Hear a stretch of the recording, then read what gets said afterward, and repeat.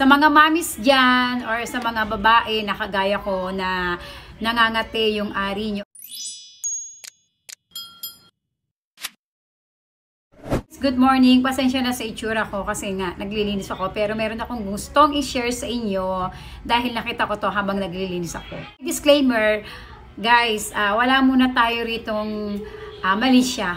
Kung lalaki kayo, maganda na may share nyo to sa asawa nyo or kaya sa magulang nyo babae or kaya naman sa mga kapatid nyo. Ayan. So, tanggalin muna natin yung mali siya ngayon at wala muna mo rin tayo palang video na pampag-good vibes. So, ito, i-share ko lang sa inyo kasi napaka-super effective na itong gamot na to na nireseta sa akin ng OB ko dahil nga kamakailan lang, siguro mga 6 months ago or 8 months ago, nangati yung aking, ayun na nga, private part, kasama yung singat, syempre, ayan, nangati siya at lahat ng laboratory ginawa ko, okay, negative naman. Kasi akala nung una, diabetic or mataas yung sugar. So, thankful at hindi, walang ganoon. Siguro sa nagamit ko lang ng mga, kung anong mga feminine wash na tinaray ko. So, yun na nga.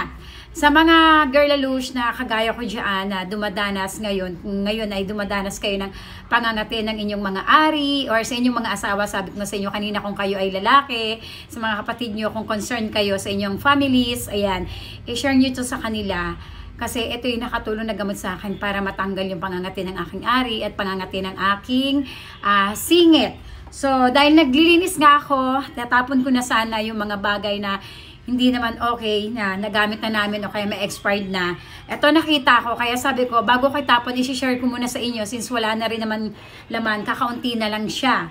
So, ito yung nireseta sa akin ng doktor ko na pamahid sa aking private part para mawala yung pangangati nito. Kasi kapag nanghangati tayong mga girls, di ba, hindi ka komportable. As in talagang lalo kapag may trabaho kayo, yung tipong, naku, ang hirap-hirap kaya na mangate yung ating private part, di ba? So, eto yung gamot, ayan. Ito yung Candibex solution. Actually, wala na siyang laman, kukunti na lang. Ayan, nakita nyo. Kukunti na lang siya. Yun nga lang, medyo pricey siya. Parang yung presyo nito mga nasa 500, 600. Kung di ako nagkakamali, paki-double check na lang po sa sa Mercury or kaya sa kahit anong drugstore na may available ng Candibex solution. Yun nga lang guys, bago kayo gumamit nito, syempre mas maganda pa rin na kayo ay magpakonsulta muna sa inyong mga OB-GYN or kaya sa inyong mga doktor. Tanong nyo muna kung okay ba ito na gamitin nyo. At isa pa pala, hindi ko sure kung nakakabili ba nito na walang reseta. Kasi nung binili ko to, may reseta syempre galing kay Dr. Carlos, yung aking OB-GYN na nagreseta. Parang bumago yung na mukha ko kuminis. Kasi TikTok camera yung gamit ko. Pasensya na guys. Kasi nga, sobrang dugyot ng aking pagmumukha dahil nga naglilinis ako. Kaya TikTok camera pa yung gamit ko ngayon. Huwag kayong mabulagan. Ang kinis na naman no? Kaya minsan ayoko gumamit ng TikTok camera pero nakaka-good vibes, aminin. So, ayun na nga, balik tayo dito sa ating product na ginagamit or ginamit ko na pala. Ito ang ginawa ko, ang sabi sa akin ng OB-GYN ko at sinunod ko kasi alam mo naman tayo mga babae, ewan ko lang kung may ibang hindi ito ginagawa. Pero ako minsan nagtitrim ng buhok, ng hair, ayan, ganon. Tinitrim ko siya pero hindi ko siya pinupudpod. As in trim lang, pag nakita ko medyo mahaba na trim lang. So sabi ng OB ko, wag ko muna siyang i-trim, hayaan ko na lang siya muna.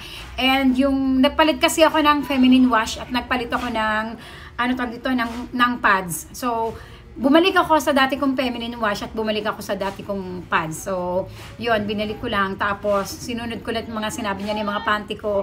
Labahan mo muna ng yung gentle lang sabon. So ayun na nga, ginamit ko rin yun. And eto pa pala, isa pa pala, hindi sinabi to sa akin ng hobby ko, pero shinare sa akin ng isang tawag ko dito, friends na nanay din na nakadanas din ng pangangati ng kanyang private part. At kasi alam niyo may pangangati, parang normal lang yata ito sa mga babae. Hindi ko sure pero paki-correct na lang po ako. Hindi naman ibig sabihin ko normal na everyday ka nang mangangati. Hindi. May mga ilang mga babae talaga na dumadanas ng pangangati. 'Di ba? Okay. Aminin natin 'yan. Kahit ako naman, wala dito yung asawa ko OFW, nagtataka ako bakit biglang nangati. Kasi wala naman kumokontak sa akin. So medyo na weirduhan ako. Ano ba 'yan kung kailan wala yung asawa asawa ko, saka nangati si Bunene, yung mga tipong ganun. Yung pala, may mga produkto kasi tayo nagagamit na hindi hiyang si Bunene. So, ayun na nga. Yung isa pang ininom is yung Ersiflora. Ewan ko kasi feeling ko bumaba na yung ano tawag dito, yung lactobacillus ba yun?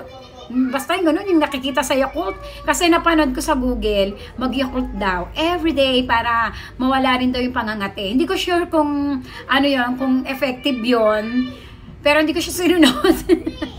Kasi nga, kesa uminom ako ng Yakult, Ersiflora na lang yung aking ininom. Okay guys, linawin ko lang ha, kasi baka medyo maguluhan kayo.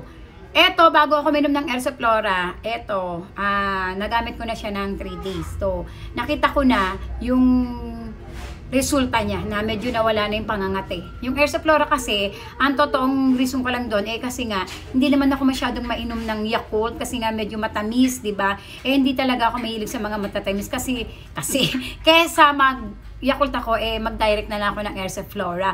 At nabasa ko naman na maganda naman pala si Ersiflora sa ating tummy. So, yun din yung reason ko kung bakit. Kasi nga, medyo lately, parang feeling ko ay hindi maganda yung kalagay ng aking tummy. So, laking tulong din ni Ersiflora sa aking tummy. Kung totoo man na siya ay nakakatulong, or yung mga lactobacillus ba yun? Tama ba ako?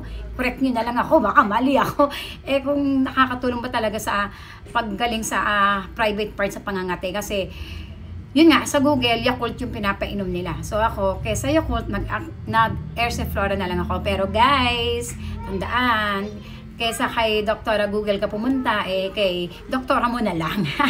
Sa inyong mga doktor ka na lang pumunta at baka ito ay may recommend pa sa inyo ng inyong mga doktor. Kasi super duper napaka-effective nito para pantanggal ng pangangate ng inyong private part, singit, kung nadadamay na rin yung part ng puwit nyo, ayan, napaka-effective nito. Pakita ko pala sa inyo yung itsura niya. Buksan natin. Ganito yung itsura niya, ayan. Meron siyang pa-point, itong taas na to. Pero yung kapag binili nyo, hindi pa siya butas. So, kailangan meron kang malinis na pangtusok. Halimbawa, ang tawag ko yung panahe, karayom o kaya pardible, yun pwede yun. Pero ako ang ginagawa ko, nililinis ko muna, sinasabunan ko yung karayom or kaya pardible, tapos nilalagyan ko siya ng alcohol. Minsan binababad ko pa nga sa alcohol kasi lalagyan natin to sa ating private part so natatakot din ako. So ayun, saka itutusok and then saka mo lalagay. Idadrop mo lang sa ganito, ito lang yung gamit ko.